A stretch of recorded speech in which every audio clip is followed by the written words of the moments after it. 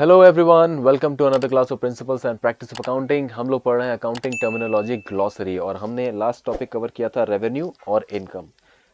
Are तक पहुंच चुके हैं हम लोग। अगला हमारा टॉपिक है रेवेन्यू रिजर्व।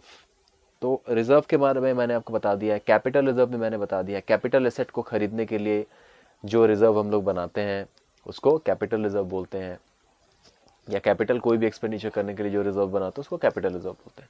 तो कैपिटल रिजर्व के अलावा जितने भी रिजर्व्स होते हैं उनको हम लोग रेवेन्यू रिजर्व बोलते हैं। बस any reserve other than capital reserve is a revenue reserve. बस इसका इतना ही सा मतलब है।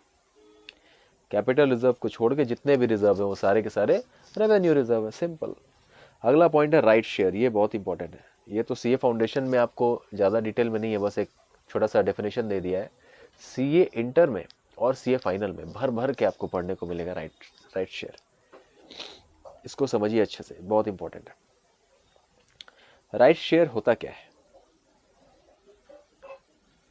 राइट शेयर का मतलब ये है कि एग्जिस्टिंग शेयर होल्डर को, ध्यान से सुनना, आपने कंपनी से ऑलरेडी शेयर खरीद लिया है और आप एक शेयर होल्डर हो, यानी कि आप एक एग्जिस्टिंग शेयर होल्डर हो। तो एग्जिस्टिंग शेयर होल्डर को जब कंपनी शेयर्स इशू करती है कम दाम पे, मार्केट से कम दाम पे, तो उनके पास ये ऑप्शन होता है कि वो शेयर्स खरीद सकते हैं या नहीं भी खरीद सकते हैं।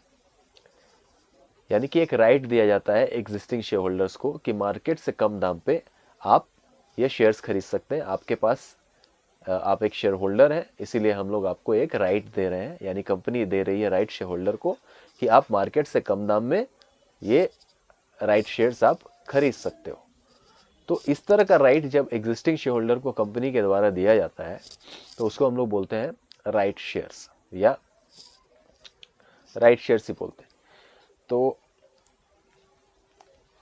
ये जो मैंने आपको बोनस शेयर पढ़ाया था, आपको याद है? बोनस शेयर में मैंने बताया था कि एक रेशियो में बोनस शेयर इशू होता है, 1:2, 1:3, 1:5, इस तरह से एक रेशियो डिसाइड होता है, उसमें बोनस शेयर इशू होता है। तो राइट शेयर भी एक रेशियो में इशू होता है। फॉर एग्जाम्पल ले लेते हैं 1:2।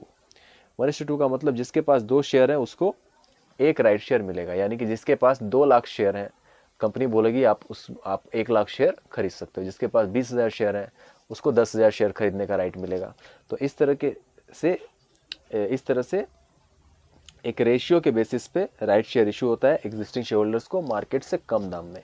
तो इसको हम लोग बोलेंगे राइट शेयर। कोई कंपलसरी नहीं होता है कि शेयर होल्डर को खरीदना ही पड़ेगा, ये एक ऑप्शन दिया जाता है। कंपनी ऑप्शन देती है शेयर होल्डर को, शेयर होल्डर खरीद भी सकता है और नहीं भी खरीद सकता है। ठीक है।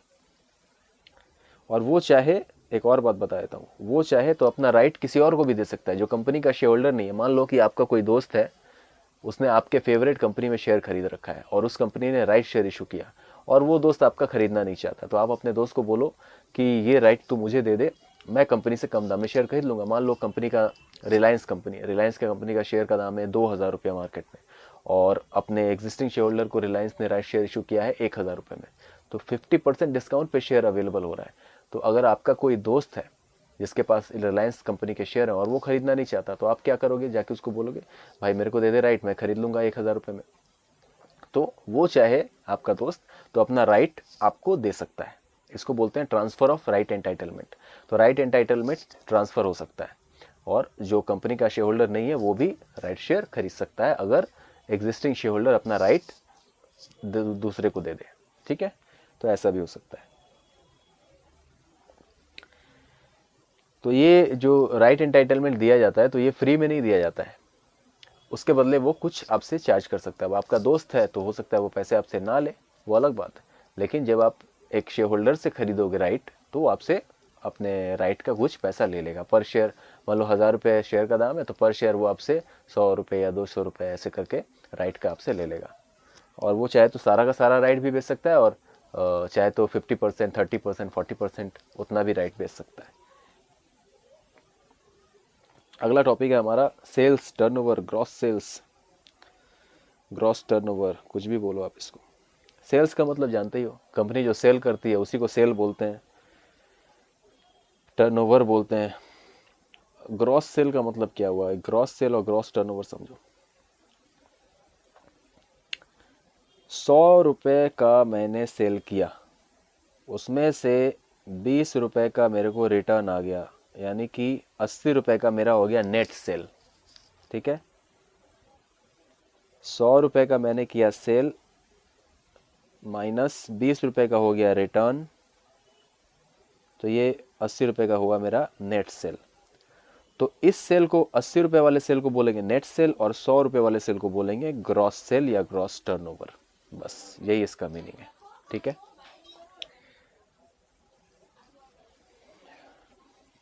आगे है सिक्योर्ड लोन। जब हम लोग कोई लोन लेते हैं और उसके अगेंस्ट में कोई एसेट को होली या पार्टली गिरवी रख देते हैं या सिक्योर कर देते हैं, किसी एसेट से उस अपने लोन को सिक्योर कर देते हैं, मतलब एक तरह से गिरवी रखना ही होता है, तो उसको बोलते हैं सिक्योर्ड लोन। हमने लोन लिया और वो लोन हमने किसी एसेट के अगेंस्ट लिया, तो वो लोन सिक्योर्ड हो गया। और किसी तरह का कोई सिक्योरिटी नहीं देंगे तो उस तरह के लोन को अनसिक्योर्ड लोन बोलते हैं। ठीक है, तो जब अनसिक्योर्ड लोन आएगा तो उस समय मैं नहीं बताऊंगा, अभी बता दे रहा हूँ। सिक्योर्ड लोन मतलब किसी एसेट के अगेंस्ट में अगर कोई लोन ले रहे हैं तो सिक्योर्ड लोन, और विदाउट एनी सिक्योरिटी अगर कोई लोन ले रहे हैं तो वो अनसिक्योर्ड लोन। ठीक है, और ये एसेट जो होता है ये होली या पार्टली सिक्योर्ड हो सकता है। एसेट नहीं, सॉरी, ये लोन जो होता है ये होली और पार्टली सिक्योर्ड हो सकता है। मतलब अगर मैंने 50 लाख का लोन लिया है, ठीक से लिख नहीं रहा है ये, अगर मैंने 50 लाख का लोन लिया है तो इसमें से हो सकता है मैंने 30 लाख का सिक्योर्ड लोन किया और 20 लाख का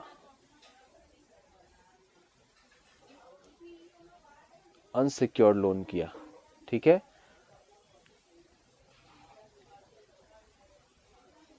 बीस लाख का अनसिक्योर्ड लोन किया। भगवान लिख दे भाई ठीक से, अनसिक्योर्ड लोन किया। ठीक है, तो 30 लाख का सिक्योर्ड लोन किया, 20 लाख का अनसिक्योर्ड लोन किया, तो ये पार्टली सिक्योर्ड हो गया ना, पूरा सिक्योर्ड नहीं है, फुल्ली सिक्योर्ड नहीं हुआ, तो इसको बोलेंगे पार्टली सिक्योर्ड लोन। और अगर मैंने पूरा का पूरा 50 लाख सिक्योर कर दिया, पूरा का पूरा मैंने 50 लाख सिक्योर्ड कर दिया, तो इस पूरे को बोलेंगे होली सिक्योर्ड लोन। ठीक है, हो गया। शेयर कैपिटल हम लोग जानते ही हैं, शेयर इशू करके जो कैपिटल कलेक्ट किया जाता है उसको शेयर कैपिटल बोलते हैं। आ गया शेयर डिस्काउंट। शेयर इशू करते समय अगर कंपनी कोई डिस्काउंट देती है शेयर पे, मान लो एक शेयर का दाम है 10 रुपया, कंपनी 8 रुपये पे तुमको दे रही है, तो 2 रुपये का डिस्काउंट दिया ना कंपनी ने, तो वो 2 रुपये का जो डिस्काउंट हुआ उसको बोलेंगे शेयर डिस्काउंट। यानी कि excess of face value of shares over their issue price. The excess of face value of shares over their issue price, मतलब इशू प्राइस इज, मान लो face value is 10 and issue price is 8, तो access कितना हुआ 2, तो ये जो 2 हुआ इसी को बोलेंगे शेयर डिस्काउंट। ठीक है, excess of face value over issue price, तो इशू प्राइस है 8 और फेस वैल्यू इज 10, तो एक्सेस कितना हुआ 2, that is share discount. Share holders equity, shareholders equity, the interest of the shareholders in the net assets of a corporate enterprise. However, in the case of liquidation, it is represented by the residual assets after meeting prior claims. Okay. देखो ऐसे shareholders equity का मतलब, एक minute, shareholders equity का मतलब company के assets में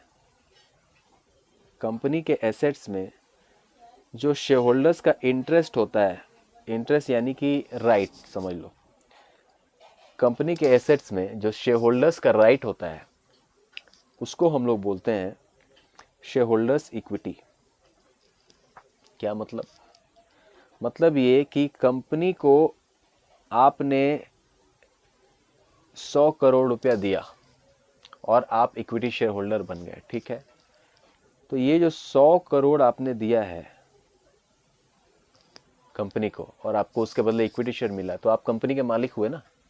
तो ये 100 करोड़ कंपनी करेगी क्या? अपने एसेट्स में लगाएगी। तो ये 100 करोड़ रिप्रेजेंट करेगा कंपनी के एसेट्स को। आपका जो 100 करोड़ का कैपिटल आपने दिया कंपनी को, वो किसको रिप्रेजेंट करेगा? एसेट्स को।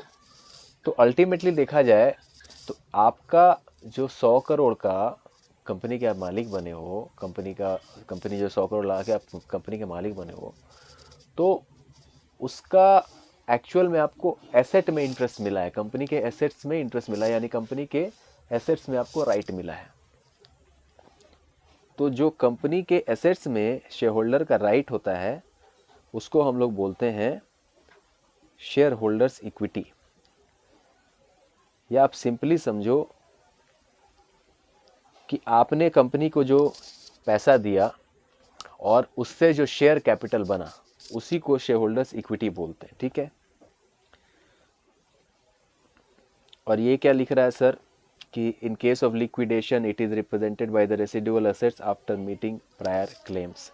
इसका मतलब ये है कि अगर कंपनी बंद हो रही है, कंपनी का बिजनेस खराब हो गया, कंपनी बिजनेस नहीं कर पा रही है और कंपनी बंद होने के कगार पे आ गई है, तो उस समय क्या होगा, जो भी कंपनी के लायबिलिटीज़ होंगे,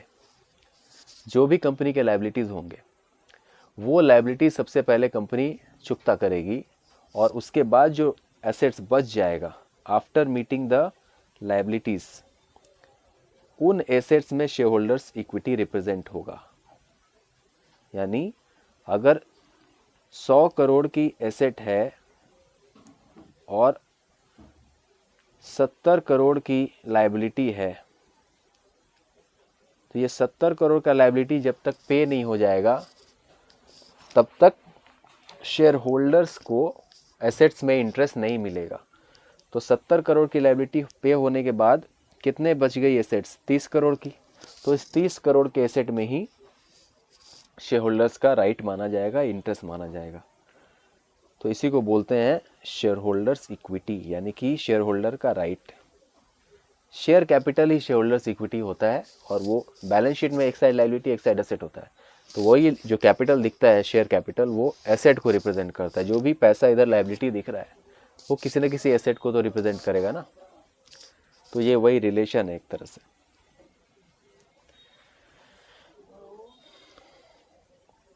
ठीक है, चलिए अगला पॉइंट है share issue expense. Sorry, company जब शेयर इशू करती है तो शेयर इशू करने में बहुत सारे खर्चे आते हैं कंपनी के। लीगल एंड प्रोफेशनल फीस लगता है, एडवर्टीजमेंट का खर्चा लगता है, प्रिंटिंग करवाना पड़ता है, अंडर राइटर लोग को कमीशन देना पड़ता है, ब्रोकरेज देना पड़ता है, प्रोस्पेक्टस इशू करने से रिलेटेड बहुत सारे खर्चे होते हैं। तो इन सारे खर्चों को बोलते हैं share issue expense. Share issue करने में जो जो खर्चे लगते हैं उनको शेयर इशू एक्सपेंस बोलते हैं। सर आपने जितना नाम लिया, हमको एक भी नाम उसमें से आता नहीं है, हमको पता ही नहीं है कौन कौन सा खर्चा है। हाँ, तो आपको कैसे पता होगा अभी, लेकिन आपको बस इतना मैं बता रहा हूँ कि शेयर इशू करने में ये खर्चे होते हैं। आगे आप सीख जाओगे जब हायर लेवल पे जाओगे। तो इन खर्चों को बोलते हैं share issue expense.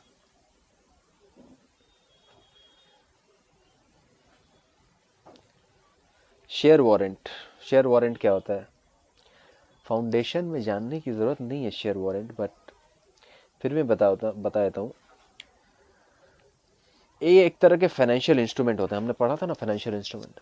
Share warrant एक तरह का फाइनेंशियल इंस्ट्रूमेंट होता है, जो आपको, जिसके पास ये शेयर वारंट होता है, उसको ये राइट होता है कि वो शेयर, इक्विटी शेयर कंपनी के खरीद सकता है। उसको बोलते हैं शेयर वारंट। यानी कि ऐसा फाइनेंशियल इंस्ट्रूमेंट जो आपको राइट देता है कंपनी के इक्विटी शेयर खरीदने का, उसको हम लोग शेयर वारंट बोलते हैं। ठीक है। किसको राइट मिलेगा? जो होल्डर होगा शेयर वारंट का, जिसके पास शेयर वारंट होगा। ठीक है।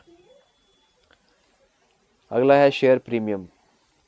जब कंपनी शेयर इशू करती है तो फेस वैल्यू पे तो करती है, लेकिन कभी कभी, या बोलूँ तो मैक्सिमम केसेस में, फेस वैल्यू से कहीं ज़्यादा दाम पे शेयर को इशू किया जाता है। तो फेस वैल्यू से जितना एक्स्ट्रा प्राइस कंपनी चार्ज करती है शेयर होल्डर से, उसको बोलते हैं शेयर प्रीमियम। ज़्यादातर ऐसा होता है कि कंपनी का फेस वैल्यू होता है 10 और ऊपर से कंपनी फेस वैल्यू है 10 और ऊपर से कंपनी आपसे 490 रुपया ले रही है प्रीमियम, तो टोटल आपको 500 रुपया देना पड़ेगा एक शेयर को खरीदने के लिए। तो ये जो 490 रुपया दिया जा रहा है एक्स्ट्रा, उसको बोलेंगे सिक्योरिटी प्रीमियम। ठीक है। Excess of issue price of shares over the face value, face value से जितना एक्सेस है उसको सिक्योरिटी प्रीमियम या शेयर प्रीमियम भी बोला जाता है। इसी को हम लोग शेयर प्रीमियम भी बोलते हैं।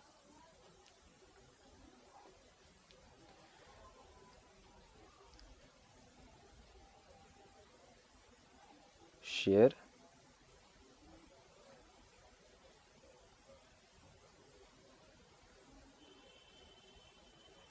प्रीमियम। ठीक है।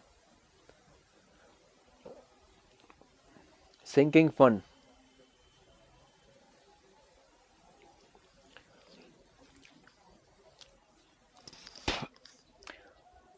एग्जिस्टिंग एसेट को नए एसेट से रिप्लेस करने के लिए एक फंड क्रिएट किया जाता है, उसको हम लोग बोलते हैं सिंकिंग फंड। जब एसेट को हम लोग यूज कर रहे होते हैं, मान लो कोई मशीन है, हमने खरीदी है मशीन, वो 10 साल चलेगी, तो 10 साल के बाद तो नई मशीन की जरूरत होगी, तो 10 साल तक हम लोग थोड़ा थोड़ा करके पैसा जमा करेंगे नया मशीन खरीदने के लिए। तो उस फंड में जो पैसा जमा होगा उसको बोलेंगे सिंकिंग फंड। पुराने एसेट को नए एसेट से रिप्लेस करने के लिए और नए एसेट की लायबिलिटी को रीपे करने के लिए सॉरी पुराने एसेट को नए एसेट से रिप्लेस करने के लिए जो फंड हम लोग जमा करेंगे उसको हम लोग बोलेंगे सिंकिंग फंड। और सिंकिंग फंड एक और केस में तैयार होता है, रीपेमेंट ऑफ लायबिलिटी। किसी लायबिलिटी को पे ऑफ करने के लिए थोड़ा थोड़ा पैसा जब हम लोग जमा करते हैं तो उसको भी हम लोग सिंकिंग फंड बोल के जमा करते हैं। तो या लायबिलिटी को रीपेमेंट करने के लिए या किसी पुराने एसेट को रिप्लेस करने के लिए, यहाँ पे और लिखा हुआ है, पुराने एसेट को रिप्लेस करने के लिए या कोई बड़ी लायबिलिटी को पे करने के लिए जब थोड़ा थोड़ा पैसा जमा किया जाता है तो उस फंड को बोलते हैं सिंकिंग फंड। ठीक है। यहाँ तक हो गया स्ट्रेट लाइन मेथड। ये डेप्रीसिएशन जो होता है ना, मैंने आपको डेप्रीसिएशन बताया था, एसेट की वैल्यू यूज़ करने से धीरे धीरे टाइम टू टाइम घटने लगती है साल दर साल, तो उसको डेप्रीसिएशन बोलते हैं। तो उस डेप्रीसिएशन का दो मेथड होता है, एक स्ट्रेट लाइन मेथड और दूसरा reducing balance written down value method या डिमिनिशिंग वैल्यू मेथड भी बोलते हैं। तो जो पहला मेथड है स्ट्रेट लाइन मेथड, ये वही मेथड है डेप्रीसिएशन का। ठीक है। तो ये मेथड क्या होता है मैं बताता हूँ आपको कैसे काम करता है। इस मेथड में डेप्रिसिएशन कैसे कैलकुलेट होता है, इसमें डेप्रिसिएशन निकलता है, डेप्रिसिएशन इज इक्वल्स टू, मैं शॉर्ट में डीईपी लिखा है, आप लोग पूरा डेप्रिसिएशन लिख लेना, फॉर्मूला लिख लो आप लोग। Depreciation is equals to cost price minus scrap value, scrap value या इसी को हम लोग रेसिडुअल वैल्यू भी बोलते हैं, divided by life of asset. Cost minus scrap value divided by life of asset. जब ये हम लोग करते हैं तो आता है जो अमाउंट डेप्रिसिएशन का, मान लो डेप्रिसिएशन का अमाउंट आया, या मैं फॉर्मूला ही लिख के बता देता हूँ कैलकुलेट करके। मान लो 10 लाख रुपए की एसेट है, 1 लाख रुपया स्क्रैप वैल्यू है और ये चलेगा आपका 5 साल एसेट। ठीक है। ये नंबर कुछ अजीब आ जाएगा, कैलकुलेटर यूज़ करना पड़ेगा। मान लो स्क्रैप वैल्यू है आपकी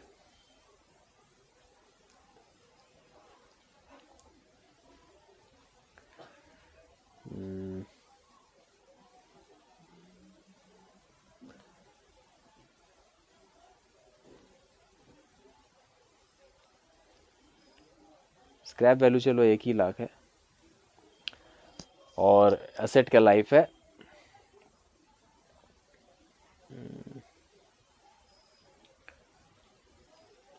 चलो मानते हैं अभी के लिए 3 साल, ऐसे ज़्यादा होती है तो मान के चलते हैं अभी 3 साल। तो आ गया 9/3 इज इक्वल्स टू 3 लाख।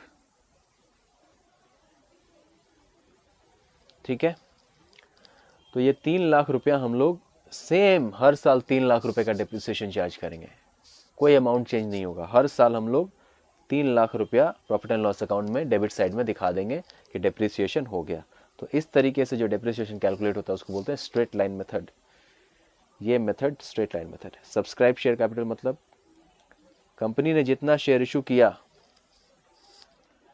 और उसमें से जितना शेयर का पैसा कंपनी को मिल गया, जितने शेयर सब्सक्राइब हो गए, तो उस से जो कैपिटल कलेक्ट हुआ उसको बोलेंगे सब्सक्राइब शेयर कैपिटल। ठीक है,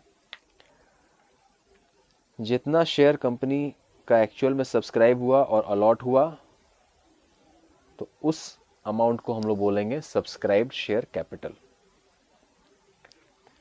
सब्सटेंस ओवर फॉर्म ऑलरेडी पढ़ा चुका हूँ, बहुत बेसिक कंसेप्ट है, यानी कि रियलिटी को हम लोग देखते हैं, लीगल फॉर्म को नहीं देखते हैं अकाउंटिंग में। सन्ड्री क्रेडिटर्स, ट्रेड क्रेडिटर्स या ट्रेड पेबल्स का मतलब होता है जिससे हम लोग उधार में सामान खरीदते हैं। हिंदी में लिख दूं, जिससे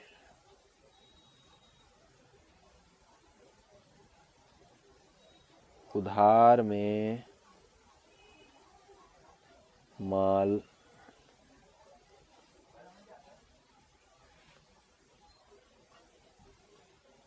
खरीदते हैं। अब इससे सिंपल नहीं बता सकता, उसको बोलते हैं सन्ड्री क्रेडिटर्स या ट्रेड क्रेडिटर्स या ट्रेड पेबल। और ये मैं नहीं बताऊंगा, ये आप खुद समझो सन्ड्री डेटर्स किसको बोलते हैं। अगर जिससे उधार में माल खरीदते हैं उसको सन्ड्री क्रेडिटर्स बोलते हैं, तो उसको सन्ड्री डेटर्स बोलते हैं। आप समझो, मैं नहीं बताऊंगा, इतना भी नहीं समझोगे तो मैं क्या बताऊं। सरप्लस यानी कि प्रॉफिट,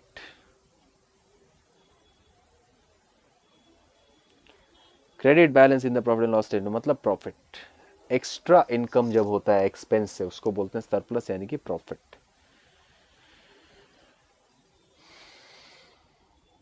अच्छा, ये सब अभी मत समझना, after providing propose appropriation dividend reserve, ये सब ना, ये जब हम लोग अकाउंटिंग करेंगे तब समझेंगे। सरप्लस मैंने प्रॉफिट में। सामान खरीदते समय ही नेगोशिएशन करके जो डिस्काउंट समझदार ग्राहक ले लेता है, तो उस डिस्काउंट को बोलते हैं ट्रेड डिस्काउंट। सामान खरीदने गया, भैया बोला कितना दाम है, बोला 1,000 रुपया। क्या भैया, बगल वाले में तो 500 में दे रहा है। दुकानदार बोलता है 500 में दे रहा है, अगर 500 में दे तो मैं फ्री में दे दूंगा। बोला चलो ठीक है, आपकी ना मेरी 700 रुपये लगा दो। बोलता है नहीं 700 में नहीं दूंगा, 800 तो कम से कम 800। बोला ठीक है मैं नहीं लूँगा, तब जाओ। अच्छा ठीक है, आ जाओ 700 में ले जाओ। तो ये जो नेगोशिएशन करके 300 रुपये का डिस्काउंट लिया ना, तो उसी को बोलते हैं ट्रेड डिस्काउंट। ठीक है, अब ये ज्ञान है कि reduction granted by the supplier, reduction यानी कि वही 300 granted by supplier from the list price of the goods और services on business consideration other than for prompt payment. Other than for prompt payment मतलब जल्दी पेमेंट करने के लिए। अगर उधार में बेकरी होता है ना, तो जल्दी पेमेंट करने के लिए जो डिस्काउंट दिया जाता है उसको छोड़ के लिस्ट प्राइस पे जो आपको डिस्काउंट मिलता है उसको ट्रेड डिस्काउंट बोलते हैं। मतलब कैश खरीदते समय, कैश में सामान खरीदते समय जो एट अ टाइम नेगोशिएशन किया जाता है उसमें जो डिस्काउंट मिलता है उसको हम लोग ट्रेड डिस्काउंट बोलते हैं। अनएक्सपायर्ड कॉस्ट, जो हम लोग प्रीपेड पढ़े थे ना,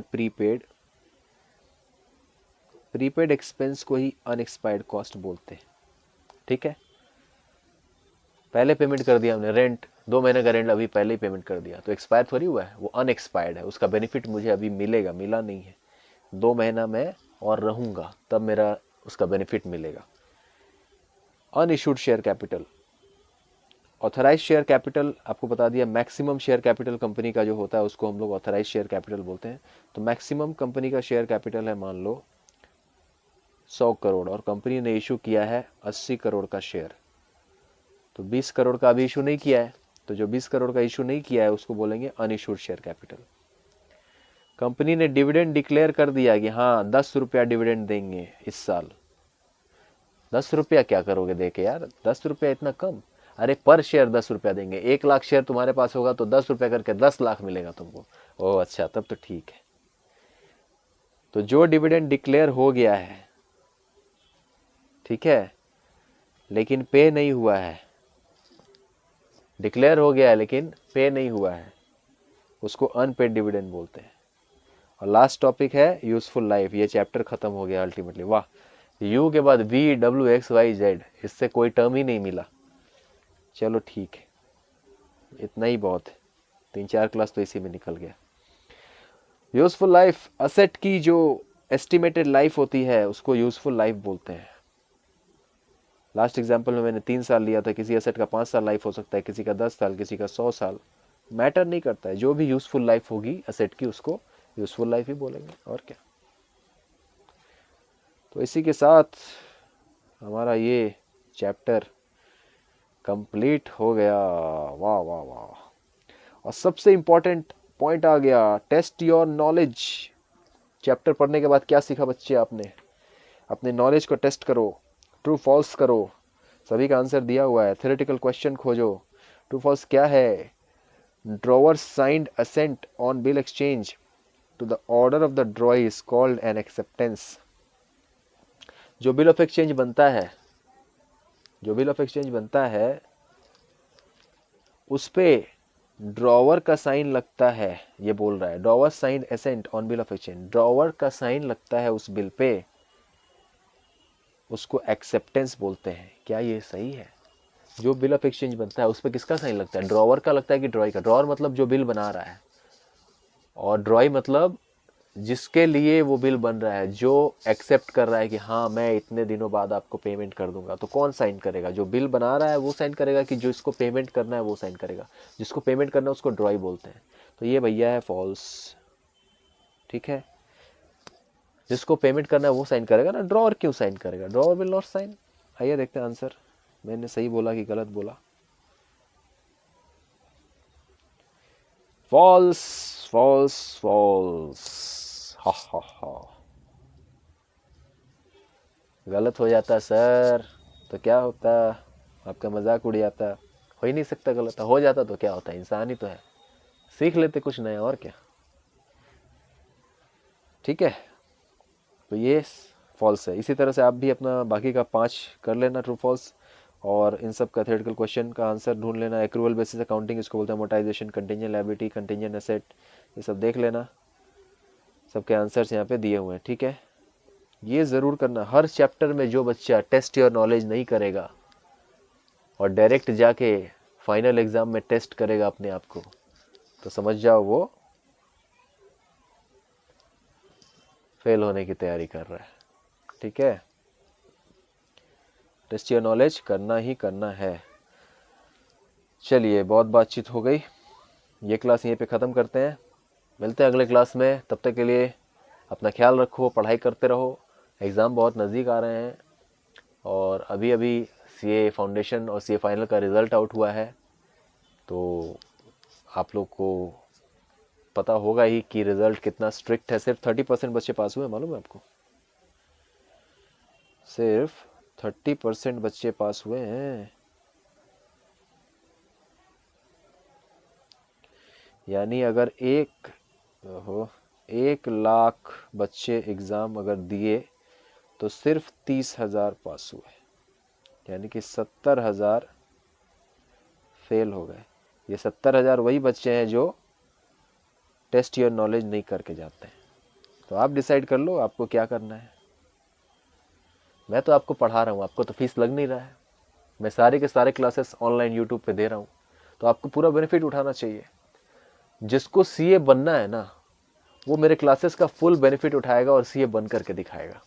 आई मीन फाउंडेशन पास करके दिखाएगा। फाउंडेशन तो कम से कम पास कर लो। मैं फाउंडेशन के फ्री क्लासेस आपको दे रहा हूँ, तो आपको भी पूरा मेहनत करना चाहिए।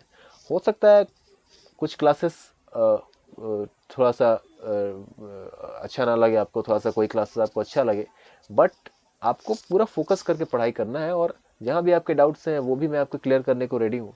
तो मैं जब आपको पूरा सपोर्ट कर रहा हूँ तो ये आपकी भी जिम्मेदारी है कि आप घर में अच्छे से मेहनत करो, जो पढ़ाया है उसको पढ़ो और टेस्ट योर नॉलेज करो, क्योंकि अपना नॉलेज को टेस्ट करोगे तभी आप कॉन्फिडेंस से एग्ज़ाम में इस पर्टिकुलर